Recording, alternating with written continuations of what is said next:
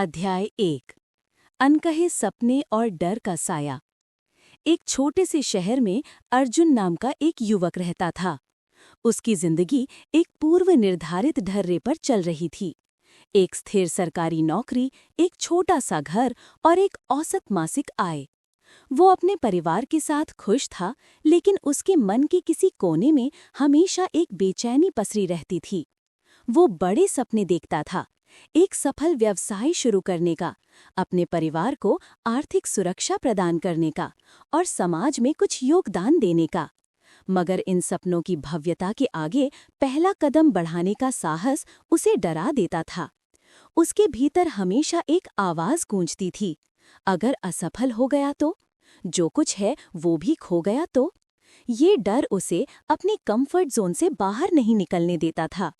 वो अक्सर शाम को अपने छत पर बैठकर तारों को देखता और सोचता कि क्या उसकी जिंदगी बस इतनी ही है या कुछ और भी उसके लिए लिखा है। उसके दोस्त रवि ने हाल ही में अपना छोटा सा कैफे खोला था और शुरुआती संघर्षों के बाद अब वो काफी सफल हो रहा था। रवि की सफलता अर्जुन को खुशी तो देती थी, लेकिन साथ ही एक गहरी टीस भी। काश उसमें भी रवि जैसा साहस होता। वो खुद को कमजोर और निर्णय लेने में अक्षम महसूस करता था।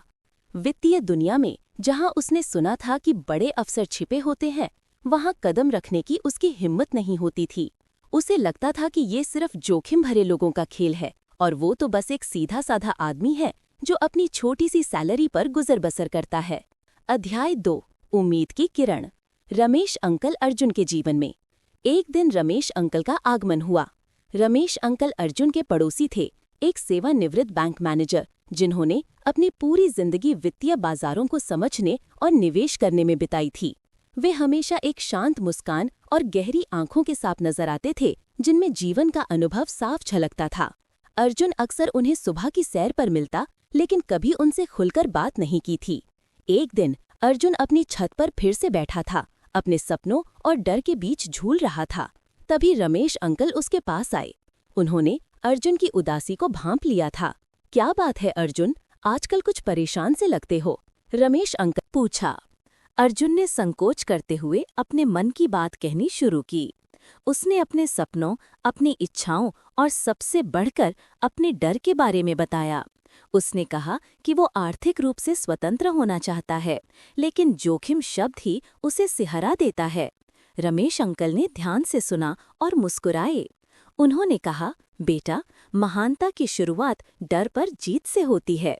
अक्सर हम बड़े सपने देखते हैं, लेकिन उन्हें पूरा करने के लिए जो पहला कदम चाहिए, उस साहस की कमी पड़ जाती है। ये सिर्फ पैसे का खेल नहीं, बल्कि मानसिकता का खेल है।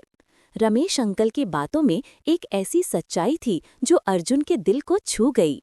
उन्होंने आगे कहा, डर एक स्वाभाविक भावना है, लेकिन उसे अपने सपनों का गला घोंटने देना मूर्खता है।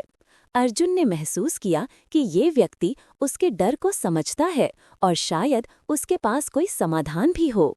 अध्याय 3। वित्तीय डर का सामना और ज्ञान की यात्रा।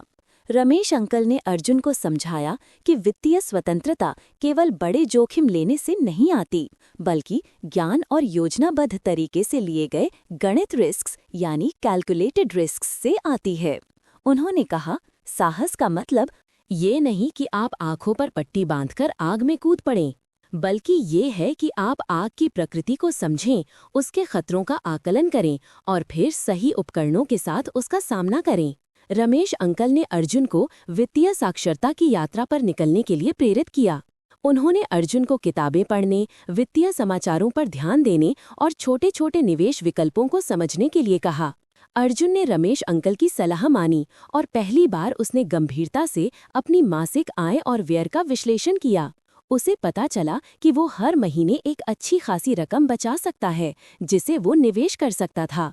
ये एक छोटा सा कदम था, लेकिन इसने उसके आत्मविश्वास को बढ़ाया। उसने सिस्टमैटिक इन्वेस्टमेंट प्लान सिप के बारे में पढ़ा, जिसने उसे बिना किसी बड़े एकमुश्त निवेश के धीरे धीरे इक्विटी बाजार में निवेश करने की अनुमति दी। उसे चक्रवृद्धि ब्याज की शक्ति, पावर ऑफ कंपाउंडिंग के बारे में पता चला, जिसने उसे दीर्घकालिक निवेश के लिए प्रेरित किया। ये सब उसके लिए एक नई दुनिया थी, एक ऐसी दुनिया जहां डर के बजाय ज्ञान और रणनीति हावी थी। अध्याय 4 पहले छोटे कदम और बड़ी सीख। अर्जुन ने रमेश अंकल के मार्गदर्शन में अपना पहला एसआईपी शुरू किया। ये एक बहुत ही छोटी राशि थी, इतनी छोटी कि उसके जाने या आने से उसकी रोजमर्रा की जिंदगी पर कोई खास फर्क नहीं पड़ता, लेकिन मनोवैज्ञानिक रूप से ये एक विशाल छलांग थी। उसने आखिरकार डर पर विजय पाकर पहला कदम उठाया था। शुरुआत में बाजार में उतार चढ़ाव देखकर उसे थोड़ी घबराहट होती थी। जब शेयर बाजार नीचे जाता तो उसे लगता कि उसके पैसे डूब रहे हैं। वो तुरंत रमेश अंकल से संपर्क करता, जो उसे धैर्य रखने की सलाह देते। अर्जुन, बाजार की प्रकृति ही यही है, ये कभी सीधा ऊपर नहीं जाता और कभी सीधा नीचे नहीं आता। महत्वपूर्ण ये है कि तुम अपनी निवेश यात्रा में बने रहो और भावनाओं से नहीं बल्कि तथ्यों और अपने दीर्घकालिक लक्ष्यों से निर्देशित हो। रमेश अंकल ने उसे विविधीकरण यानी अपने सभी अंडे एक टोकरी में न रखना का महत्व समझाया। अर्जुन ने धीरे धीरे अलग अलग म्यूचुअल फंड और कुछ छोटी कंपनियों के शेयरों में निवेश करना शुरू किया। कुछ महीनों बाद उसने देखा कि उसके छोटे छोटे निवेश धीरे धीरे बढ़ रहे थे। ये वृद्धि बहुत बड़ी नहीं थी, लेकिन ये वास्तविक थी। इस अनुभव ने उसके भीतर एक नए साहस को जन्म दिया। उसे समझ आया कि साहस केवल खतरे मोल लेना नहीं है, बल्कि अपने विश्वासों पर खड़ा होना और सही काम करने की हिम्मत रखना है, भले ही शुरुआत में परिणाम छोटे लगें। अध्याय 5 असली चुनौती और दृढ़ संकल्प। अर्जुन ने अपनी वित्तीय समझ और आत्मविश्वास को बढ़ा लिया था। अब वो सिर्फ नौकरी करने वाला अर्जुन नहीं था, बल्कि एक निवेशक और भविष्य का उद्यमी था। तभी उसके सामने एक बड़ी चुनौती आई। उसके एक पुराने दोस्त ने उसे एक छोटे से स्टार्टअप में निवेश करने और उसके साथ जुड़ने का प्रस्ताव दिया। ये स्टार्टअप एक नई तकनीक पर आधारित था और इसमें सफलता की अपार संभावनाएं थीं, लेकिन साथ ही जोखिम भी बहुत अधिक था। इसमें उसकी अब तक की बचत का एक बड़ा हिस्सा लग सकता था। पुराना डर फिर से सिर उठाने लगा। उसकी पत्नी प्रिया, जो अब तक उसकी इस यात्रा में पूरा साथ दे रही थी, ने उसे समझाया, अर्जुन, तुमने इतनी मेहनत से ज्ञान अर्जित किया है और छोटे छोटे जोखिमों से लड़ना सीखा है, क्या तुम अब डर के आगे घुटने टेक दोगे? रमेश अंकल ने भी उसे प्रेरित किया, ये तुम्हारे ज्ञान और साहस की असली परीक्षा है। एक नया व्यवसाय शुरू करना हो या कोई चुनौतीपूर्ण परियोजना लेना हो, साहस ही हमें आगे बढ़ाता है। ये सिर्फ खतरे मोल लेना नहीं है, बल्कि अपने बिलीव्स पर खड़ा होना और सही काम करने की हिम्मत रखना है। अर्जुन ने गहरी सांस ली। उसने पूरी लगन से उस स्टार्टअप के बिजनेस प्लान का अध्ययन किया, बाजार का विश्लेषण किया और उसके संस्थापकों से मुलाकात की। उसने गणित जोखिम का आकलन किया और अंत में उसने अपने जीवन का सबसे बड़ा वित्तीय निर्णय लिया। उसने अपनी बचत का एक बड़ा हिस्सा उस स्टार्टअप में निवेश करने का फैसला किया और अपनी नौकरी से भी इस्तीफा दे दिया, ताकि वो पूरी तरह से इस नए वेंचर पर ध्यान दे सके। ये एक रोमांचक लेकिन डरावना क्षण था। अध्याय 6 सफलता की ओर एक नया मार्ग। शुरुआती महीने बेहद चुनौतीपूर्ण रहे, जैसा कि किसी भी स्टार्टअप के साथ होता है। उन्हें फंड की कमी, मार्केटिंग की समस्याएं और ग्राहकों को आकर्षित करने में कठिनाइयों का सामना करना पड़ा। कई बार अर्जुन को लगा कि उसने गलती कर दी है। रातों की नींद उड़ गई, चिंता ने घेर लिया, लेकिन उसने हार नहीं मानी। रमेश अंकल के शब्द उसके कानों में गूंजते रहे, डर पर जीत ही महानता की शुरुआत है। उसने अपनी सीखों को लागू किया। उसने अपनी टीम के साथ मिलकर समस्याओं का समाधान निकाला, नए ग्राहक संबंध बनाए और अथक प्रयास किया। प्रिया ने भी उसे हर कदम पर सहारा दिया। धीरे धीरे उनके प्रयास रंग लाने लगे।